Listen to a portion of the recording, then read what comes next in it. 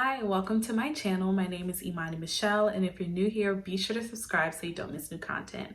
So every month I like to answer questions people have about self-care, planning, or even social media. So if you aren't following me on Instagram, be sure to do so. My username is @the_Imani_Michelle. This month we have quite a few questions about planning, social media, so I'm ready to get started.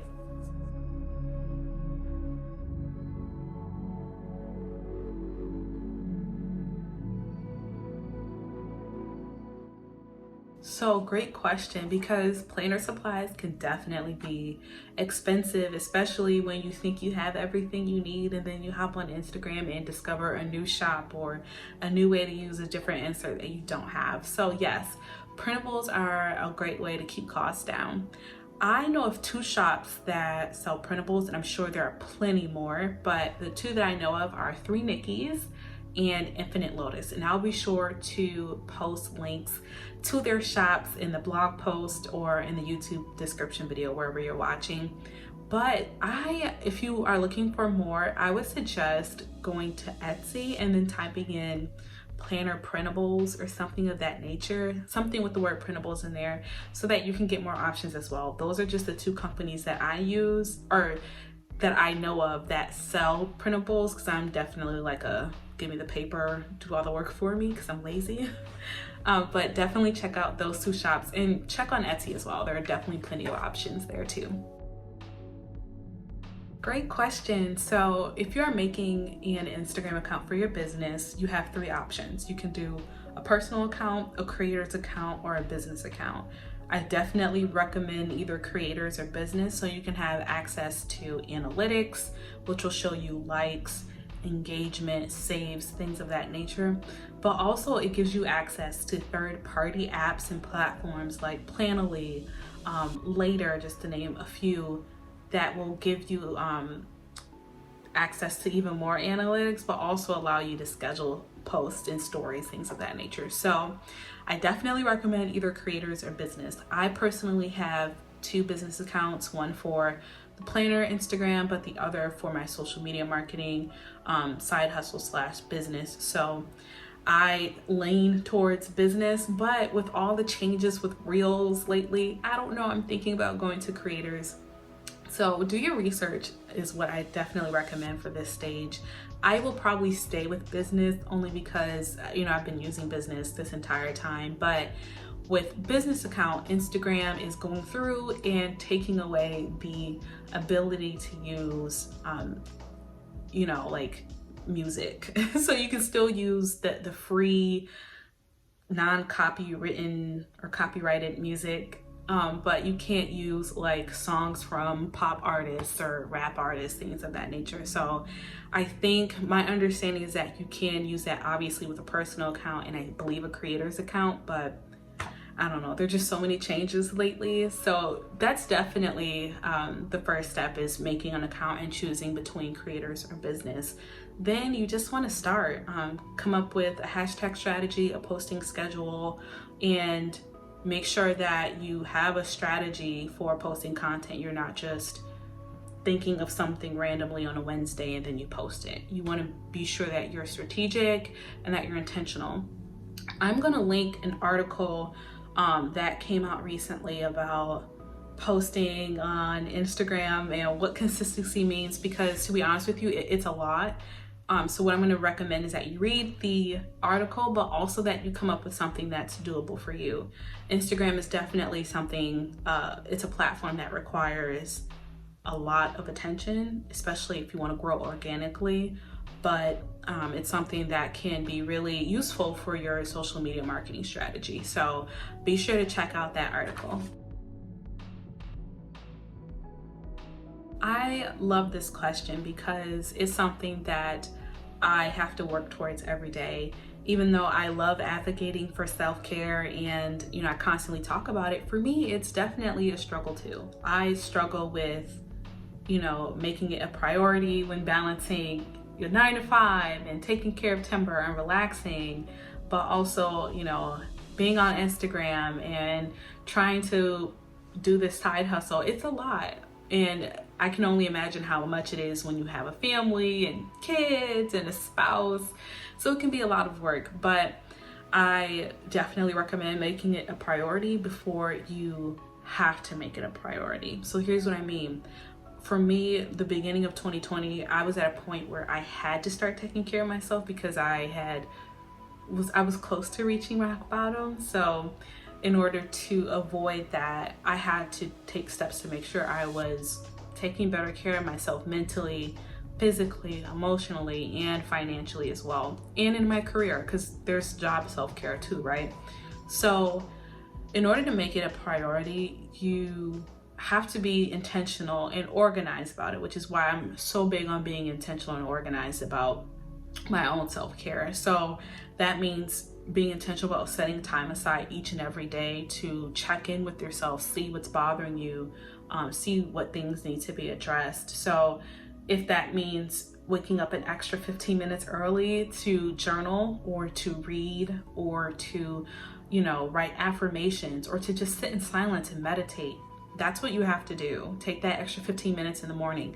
If it's sitting in your car before you go into work and saying affirmations out loud to say, self, whatever happens today, I know who I am. I'm not going to let the job get to me. Then that's what you have to do.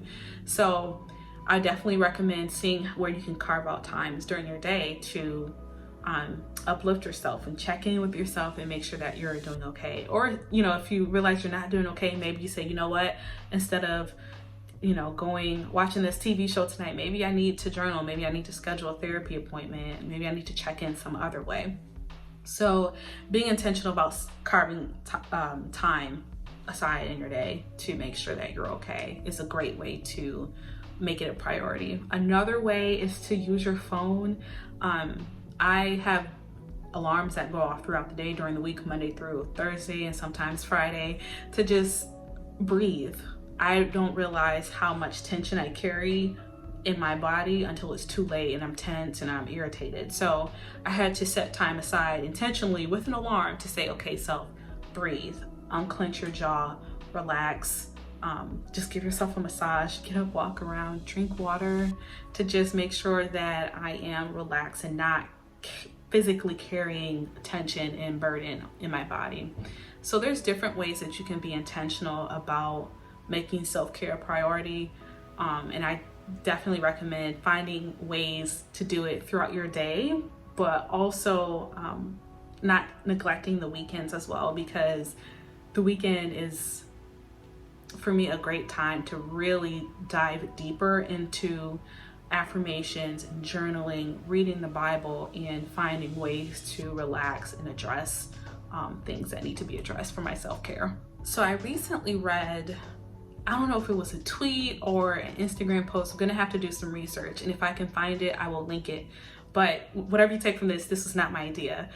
I read the one-on-one rule, I believe it's called. It's where you take 1 hour in your day and then 1 hour or 1 day a week to disconnect and unplug.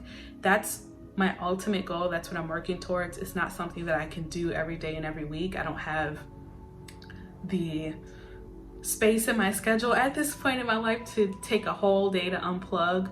But I think that's really nice to say, okay, I'm gonna sit aside 1 hour in my day to exercise, check my bank account, review my finances, read the Bible, write affirmations, meditate, do yoga. And then for a whole day, whether that would be Saturday or Sunday for me, I can not check my phone. I can turn my phone off, watch TV, watch a sermon online, and do things to unwind and relax that way too. So that's something that I'm working towards, and that's something that could help you prioritize self-care. Now, if you have a family, that might be tougher.